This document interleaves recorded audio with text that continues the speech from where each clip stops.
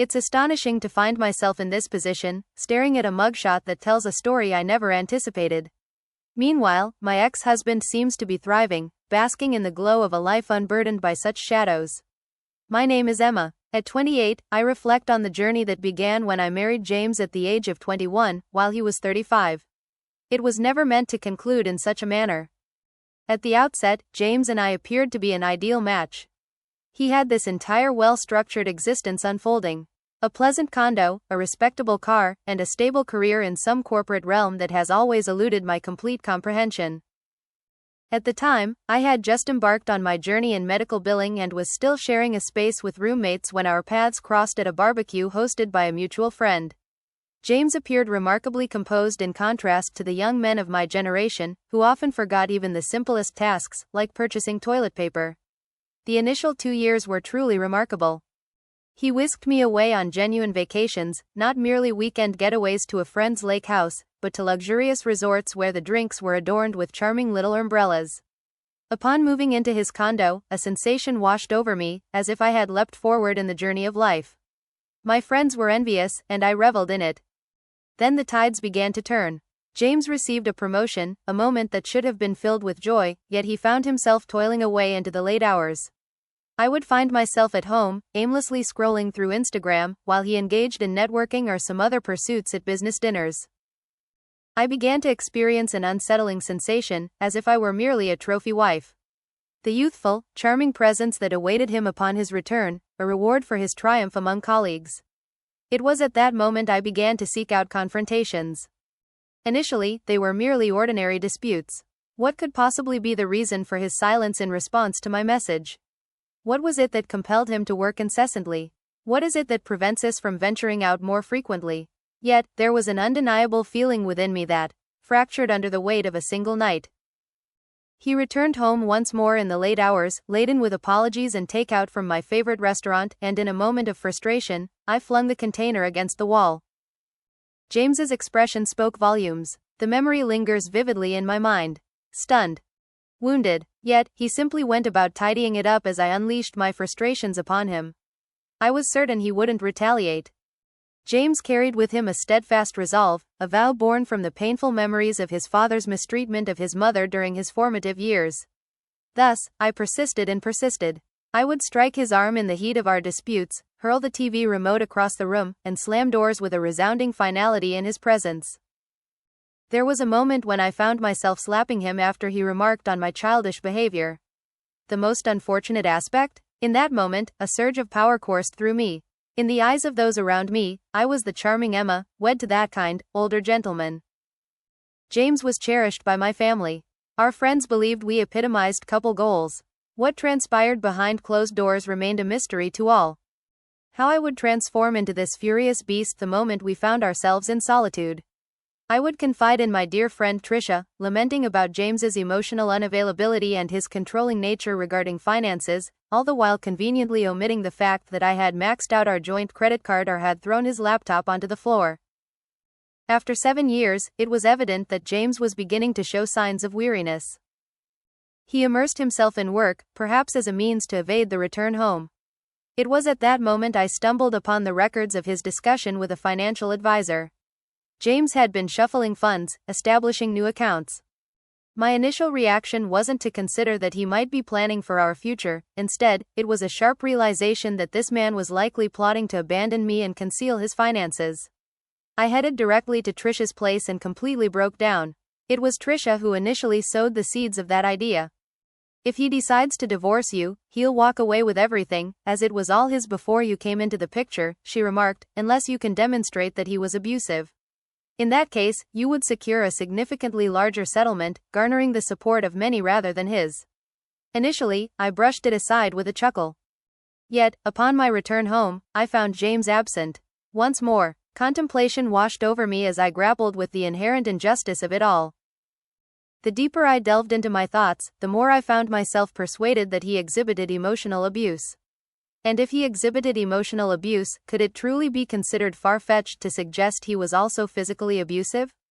That evening, I delved into the intricacies of divorce laws in our state. It appears that Tricia was indeed correct. Should I manage to demonstrate James's abusive behavior, a significantly more favorable settlement would be within my grasp. I began documenting every bruise I acquired, whether it was from colliding with furniture, the aftermath of my kickboxing class, or any other incident.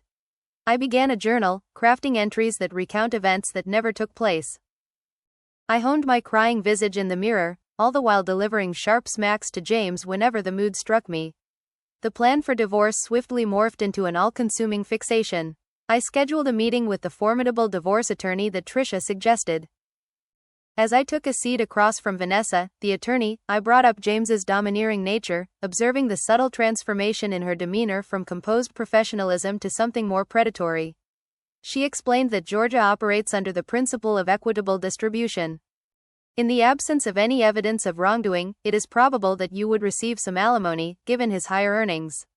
However, the division may not be as advantageous, considering your 7-year marriage and your employment status. A wave of unease washed over me, causing my stomach to plummet. 7 years spent with James, and all I was left with was a mere alimony? However, Vanessa pressed on, leaning in closer, noting that if there were signs of domestic violence, the court often displays a greater empathy towards the victim. She handed me her card, the back inscribed with a domestic violence hotline number, just in case it might be needed. I did not, yet I embraced it regardless. That evening, I embarked on my plan with unwavering determination. I initiated a new bank account and gradually started moving modest sums from our shared savings.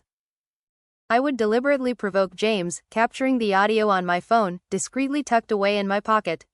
Next, I would refine the recordings, eliminating my provocations and retaining only his exasperated replies. I delved into the patterns of domestic violence through online research and began incorporating those specific phrases into my messages to friends. Tiptoeing delicately, a relentless pattern of harm, an overwhelming surge of affection. I even went so far as to splash water on my face before snapping selfies, creating the illusion that I had been crying. Whenever James would inadvertently collide with me in our cramped hallway, I would discreetly etch the spot with my fingernails, later capturing the crimson impressions in photographs, enhancing their severity beyond reality. The most impactful aspect of my strategy was the inclusion of our families. I began to drop gentle hints to my parents regarding the increasingly controlling nature of James. I would reach out to my mother, feigning a sense of urgency, uttering phrases such as, "I'm not sure if I should share this with you," but before unveiling an embellished account of a typical disagreement. I approached James's sister in much the same way, as we had always shared a close bond. In the midst of it all, I found myself being the one to engage physically during our disputes. On a fateful night, I hurled a coffee mug at James, the ceramic shattering dramatically against the wall. Rather than offering an apology, I shouted, "See what you've compelled me to do." He lingered in silence, a look of defeat etched upon his features, before he slowly retrieved the broom. I began to share with Tricia all the truths, the unvarnished truths, not the polished narrative I had presented to others. She transformed into my accomplice, guiding me on the words to use to cast James in a less favorable light. "You must create a pattern," she suggested one evening, as we sipped our wine. "Begin to express your fears about him to others. Exhibit a sense of restlessness upon his entrance into the room. Should you find yourself adorned with bruises from your gym endeavors, refrain from offering explanations, simply allow the curious to speculate." I adhered to her counsel with precision. As I sat at the dinner party, a sudden jolt of surprise coursed through me when James extended his hand toward the salt that lay beside me. Diane, our friend, caught sight of it, and I observed her share a knowing look with her husband. A seed found its place in the earth. What I failed to realize at the time was that James possessed a depth of understanding that I had underestimated. The financial maneuvers I had uncovered were not indicative of him concealing assets. He had been conversing with a financial advisor regarding the establishment of a secret second honeymoon fund for our forthcoming anniversary. Following that night when I hurled the coffee mug, he began maintaining his own records. James had discreetly placed a small camera within the confines of our living room bookshelf, silently documenting my emotional eruptions and physical displays of anger. Yet, I was so engrossed in my own scheme that I failed to perceive the subtle warnings around me. The moment I submitted my divorce papers was nothing short of exhilarating. I donned my most demure ensemble, a navy pencil skirt paired with a cream blouse that rendered me the epitome of the heartbroken spouse, and met Vanessa at the courthouse. I carried with me my folder of evidence, containing photographs of bruises, my meticulously crafted journal of fabricated incidents, and the carefully edited audio recordings. Vanessa stated that they would be filing for an emergency protective order in conjunction with the divorce petition. Your husband will be asked to leave the home without delay. A knot formed in my stomach. Not a sense of guilt, but rather a thrill of excitement. The allure of power was utterly captivating. In a matter of hours, officers delivered the papers to James at his office. Before his peers, his superior, all individuals, the protective order dictated that he was barred from returning home, prohibited from reaching out to me, and restricted from coming within 500 feet of my presence. He found himself securing a hotel room, armed only with the clothes on his back and the few belongings he had at the office. Upon receiving Vanessa's call that it was complete, I raised a glass of champagne in celebration with Trisha. I raised my glass in a toast to freedom, the sound of clinking glasses echoing in what was once the living room shared by James and me. Messages of support began to pour in without delay. My mother called, her voice trembling with tears, revealing that she had always felt an unsettling presence lurking beneath the surface. James's sister sent a message, revealing her heartbreak, yet she remained steadfast by my side. Friends I hadn't spoken to in months extended their hands, offering spare rooms, shoulders to lean on, and the strength of their character as witnesses. I embodied the character flawlessly. The courageous survivor ultimately breaking free from her tormentor. I spoke in a voice that was a touch more gentle. A delicate flinch escaped me as someone darted past with unexpected speed. I perfected the skill of expressing a heartfelt, tearful smile whenever someone extended their support. Yet, there were fissures in my execution. As James's mother reached out, her voice heavy with devastation and confusion over the son she believed she understood, I found myself grappling to uphold the narrative I had crafted. This woman embraced me as one of her own, treating me with the warmth and affection of a daughter. The anguish in her voice was palpable. Then there was the expression on James's face the one time I caught sight of him from across the courthouse parking lot following the initial hearing. Not fury, not even wounded anymore. A serene, composed demeanor that sent a shiver down my spine. Vanessa was elated by the way events were unfolding. The judge had granted an extension to the protective order. The proceedings of our divorce were expedited in light of the allegations of abuse. Vanessa was already discussing settlements, citing figures that caused my eyes to widen in astonishment. Then arrived the initial stumble. James's attorney submitted a thorough response, refuting all allegations and seeking complete access to my phone records, emails, and text messages for the purpose of discovery. It was merely standard procedure, Vanessa reassured me. Merely a quest for deception. They possess nothing of value. That night, I found myself anxiously scrolling through my text history with Trisha. Every one of those messages, the careful planning, the intricate strategizing, the candid admissions of my actions. I started to erase the most incriminating ones. Yet, there were countless. 2 days later, James's attorney submitted a motion that contained a flash drive filled with video evidence. My heart froze as I perused the document. Visual content? Which video are you referring to? Vanessa summoned me to her office. Her tone had shifted. Emma, she uttered with deliberate slowness. Is there something you haven't shared with me? Could you share something regarding your connection with James? I gently shook my head, preserving the guise of innocence. No, nothing at all. He's merely attempting to instill fear in me. His attorney has presented home security footage that they assert depicts you as the aggressor in your relationship. They are asserting that you invented the allegations of abuse. My mouth felt parched. The camera perched upon the bookshelf. It was inevitable. How long had it lingered in that place? What depths of experience had it witnessed? I asserted that they were merely bluffing. Yet, my voice trembled. Vanessa's gaze sharpened. I sincerely hope that is the case for you. For if they are not, we face the looming specter of potential perjury charges, the act of filing false reports, and the unfortunate misuse of the court's invaluable resources. This matter transcends the boundaries of your divorce settlement now. Upon exiting her office, a notification chimed from my phone, revealing a message from Trisha. It is imperative that we have a conversation. At this moment, James's attorney reached out to me regarding a deposition. The meticulously crafted realm I had envisioned started to disintegrate before my eyes. The following fortnight proved to be the most challenging period I had ever experienced. I encountered Trisha at a coffee shop distant from our usual haunts.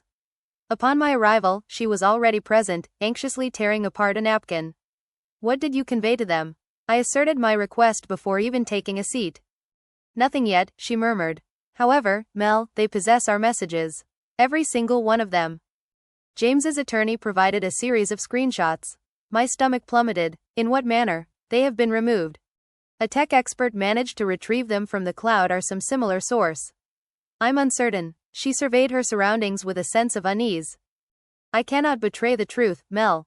The prospect of losing my nursing license looms large, threatening to unravel my entire career. Panic surged within me. What does it matter? Are you really going to abandon me after all the effort you put into planning everything? You were the one who actually did it, Trisha hissed. I never imagined you would go to such lengths. I never imagined you would go so far as to file false charges. I abandoned her in that moment, my so-called best friend, fully aware that she would divulge everything to James's lawyers in a desperate bid for self-preservation. As I made my way home, the phone rang. Vanessa was on the line. The judge sought to examine the video evidence in solitude prior to determining the subsequent course of action. At dawn's first light, a courier arrived, bearing a package to my doorstep. Within the confines of the envelope lay a USB drive accompanied by a letter penned by James's attorney. Before we move ahead, my client wishes to ensure that you have the chance to examine this evidence. There is so much more to explore. We urge you to reflect on your stance without delay. With trembling hands, I connected the drive to my laptop. The video began to unfold before our eyes. A multitude of clips, likely the result of months spent in clandestine recording. In that moment, I found myself unleashing a torrent of rage upon James, hurling objects, pushing him forcefully, and striking him as he attempted to escape my fury. In a notably incriminating moment, my voice rang out distinctly, asking, "What are you going to do? Hit me back. It is clear that you are unable to do so."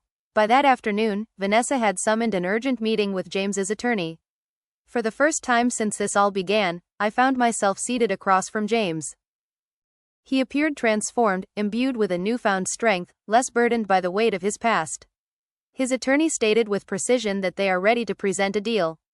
Mr. Tat, Wilson will refrain from pursuing criminal charges related to domestic violence, false reporting, or attempted extortion, contingent upon Ms. Wilson's agreement. Withdraw all allegations of abuse without delay, extend a formal apology, consent to a fair distribution of assets reflecting premarital contributions, and endorse a non-disclosure agreement regarding the details of the divorce. Vanessa cast her gaze in my direction. This is remarkably generous in light of the evidence presented. A sense of entrapment enveloped me. What is the situation regarding alimony? James's attorney let out a chuckle. Spousal support? Ms. Wilson, it appears you are confronted with the possibility of felony charges. Your focus should be on steering clear of incarceration rather than chasing after alimony.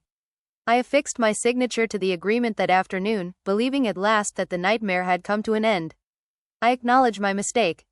2 days later, I found myself summoned to my supervisor's office at the medical billing company.